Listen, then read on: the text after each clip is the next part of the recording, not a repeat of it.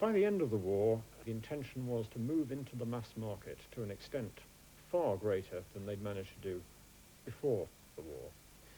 And one of their engineers, Dr. Orazio Satapuliga, had designed a car which was the first Alfa to be mass-produced. It was the first monocoque Alfa with an integral body and chassis.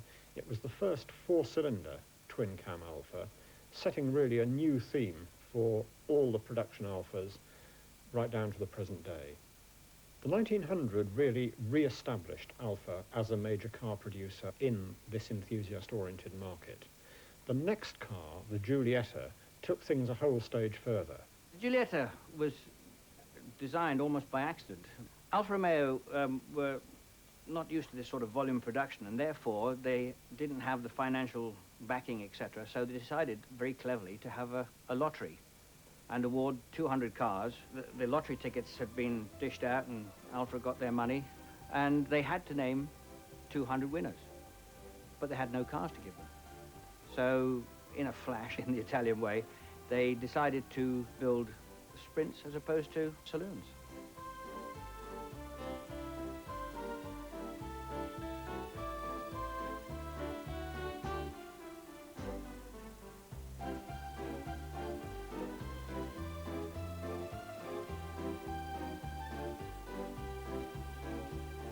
And this one in particular is a lightweight 1957 Giulietta Sprint, which is quite rare. I think they only made 750. I've had the car since 1969-70. Was my normal road car, and then I had a bit of an engine problem and put it in storage when I went abroad. And about 1986 or so, I decided to have it restored.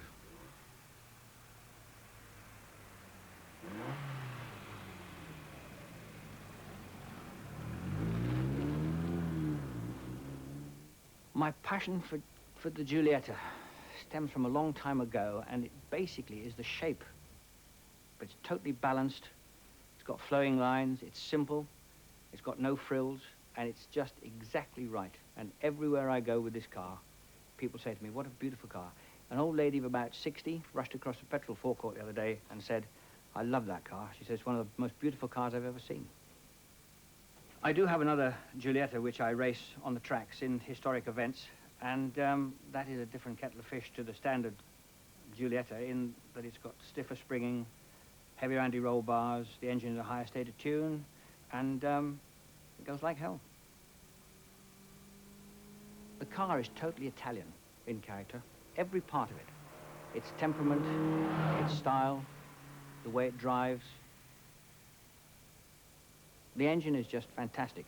1290cc, all aluminium with wet liners, and can be tuned up to 120, 130 brake horsepower, and very flexible. You can do anything with it.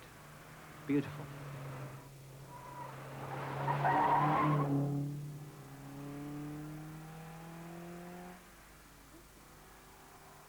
It's a little jewel. The whole car is a jewel.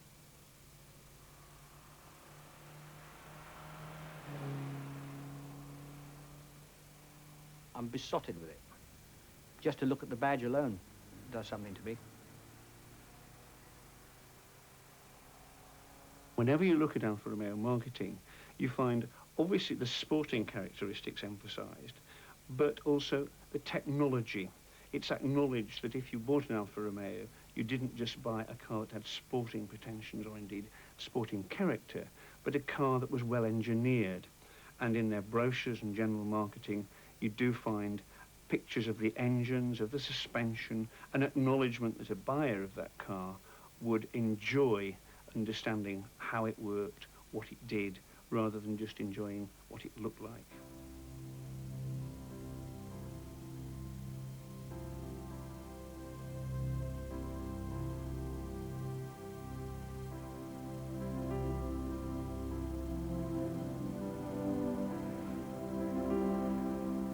The one thing that Alfa were always very good at was taking a good design and capitalising on it. The Giulietta eventually became the bigger Giulia, and the various versions, the Spider and the Veloce and the larger six-cylinder cars. These really established a golden age for production Alfas, where people could buy a car with an almost unique combination of character and performance and looks. The Italian government was undoubtedly delighted with the success of its protégé, but a new political factor began to enter its dealings with Alfa Romeo during the late 1960s, when it began to see Alfa as a possible solution to a problem of increasing unemployment and unrest in the south of the country.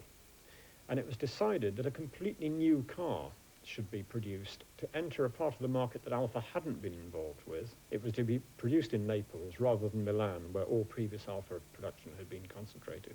So that the Alfa Sud owes its name because it was a product of Alfa South, Alfa Sud in Italian. They built the factory at Pomilargo in the south and basically employed the peasants from the fields to build them. Part of the problem with the workforce was that having worked in fields, on farms, they were used to a 3-day week. And obviously Alfas and the government wanted them to work 5. The end result was that the factory never worked at anything approaching full capacity. And that blighted the commercial viability of the project, even with government money behind it. I first became interested in Alfa Suds when I became an apprentice back in 1979 at Thompson & Taylor's, who were the original importer of Alfas in the 60s.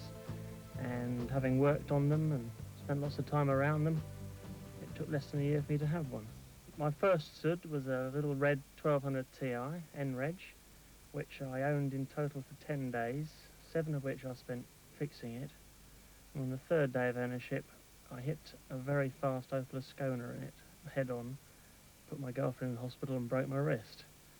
This didn't put me off because, well, I've had another 31 since then.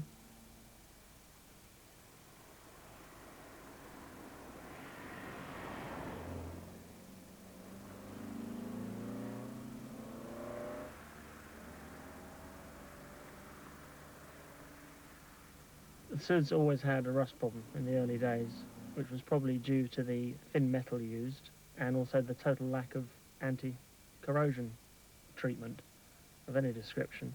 They then attempted to cure it by filling some of the inner panels with foam, which basically retained the moisture and made them rust from the inside out.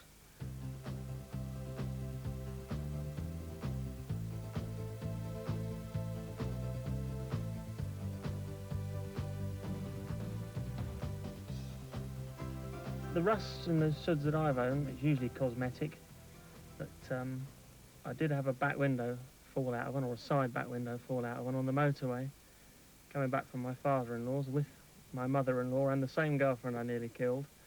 And she was actually physically sick when she got home due to all the exhaust fumes and everything that was coming in. So that was well worth the window disappearing down the motorway just to make her ill. It was designed once again as a car for the mass market, a car where performance was important but not the be-all and end-all of the car. And yet this is a car which established its own racing reputation to the point where a special formula was established in Italian and increasingly European racing for Alfa Suds. They became extremely popular. The combination of qualities that make the Alfa Sud such a great car, well, it's not the bodywork, that's for sure, are the engine, gearbox, suspension. You feel attached to it all when you've got hold of the steering wheel. It's giving you information all the time. It's almost human, it's willing. You know, if you had a Golf GTI, it's very nice, it's well made, it sits outside, it doesn't rust. It's boring. The Sud has got lots of things going for it, you know. If you've gone a long journey, you get there, you give it a little pat, you know, you just get out your Golf and shut the door and walk away, wouldn't you? It's got real character. My journey to work in the morning would be deadly dull if I didn't have this. I take the wife's Uno sometimes and I think, God, I wish I brought the Sud. By the 1980s, it was clear that the company could no longer carry on its own account. Fiat, who had by then taken over the rest of the Italian car industry, was seen as the most logical buyer. Here's a company that survived 2 world wars, 3 cash crises, 2 changes of ownership, and the eventual elimination of the dictatorship that kept it going during the 1930s. And yet it looks on the face of it as if the Fiat takeover may well be the best thing that could have happened for Alfa Romeo.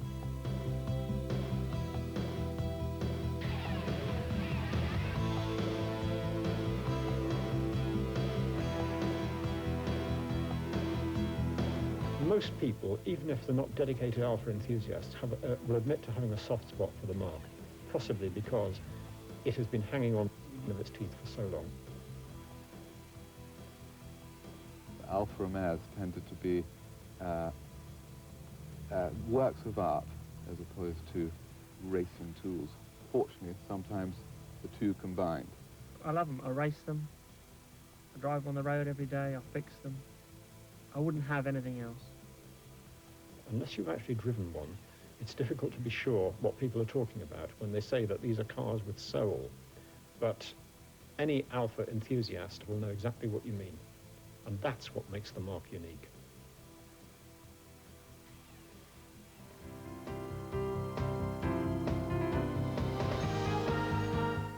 A double helping of the unexplained next, starting with the search for Noah's Ark, a huge venture using state-of-the-art technology and involving top scientists from around the world.